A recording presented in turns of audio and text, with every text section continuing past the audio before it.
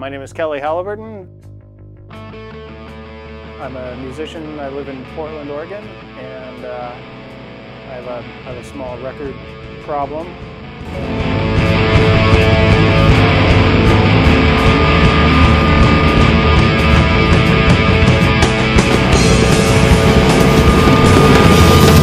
I have my records organized in a very specific manner. Well, first it's by genre. Within each genre, there's it's alphabetically. This is my like local punk and hardcore section. These first here, this section is Japanese. Big fan of here. Eastern Europe. Canada looks like especially Eastern Europe. Really good Germany over. Finland. That's all Scandinavia.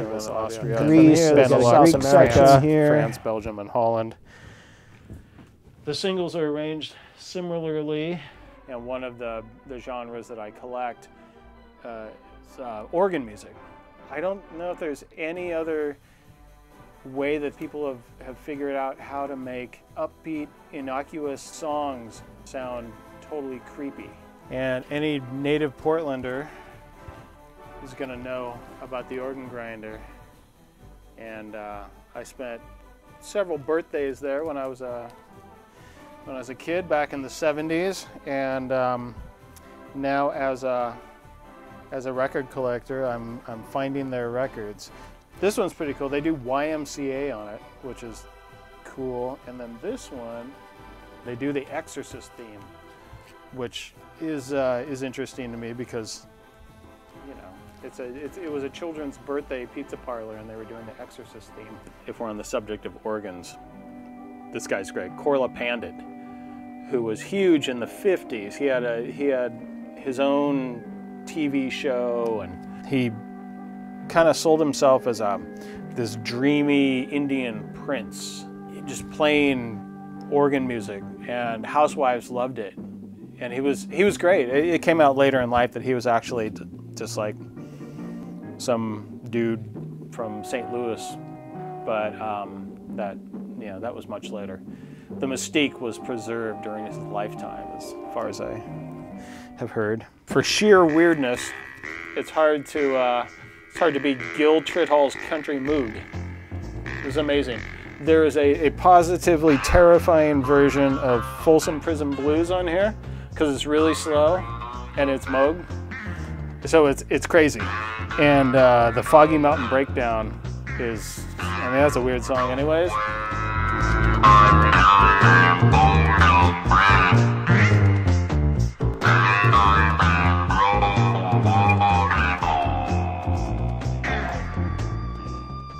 Martin Denny did his own Moog record, and I believe this was his last studio album. This is one of his compilation records, the 20 Golden Hawaiian Hits.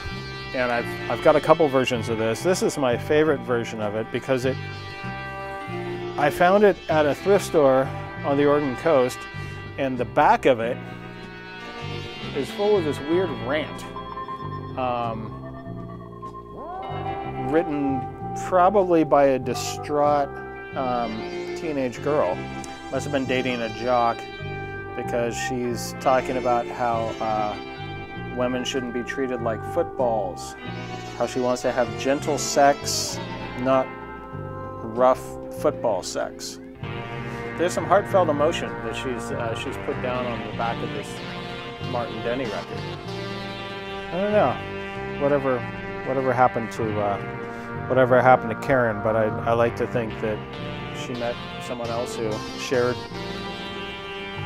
her appreciation for Martin Denny and was a little more gentle. Everybody loves Buzz Martin, the singing logger. He's great.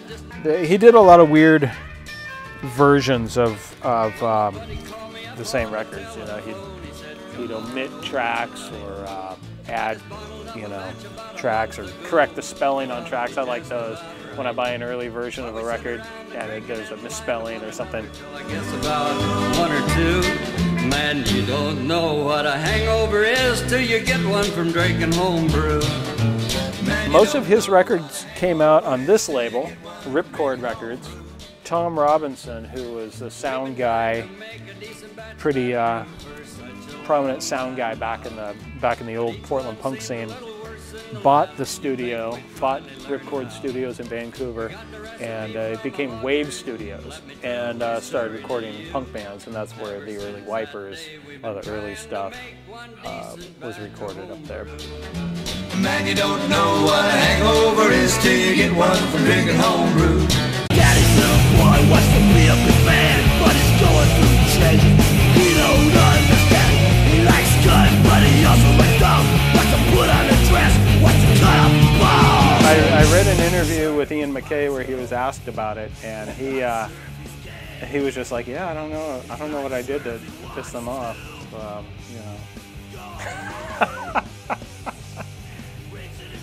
you know. I think they just kind of blamed him for starting the straight edge movement, and justifiably or not, it's a great record. You know, this is an amazing record. I mean, Poison Idea had some epic lineups, and this is one of them. I think all the stuff around that time. He don't understand, but likes guns. He also likes dolls. Wants to put on a dress, wants to cut off his balls.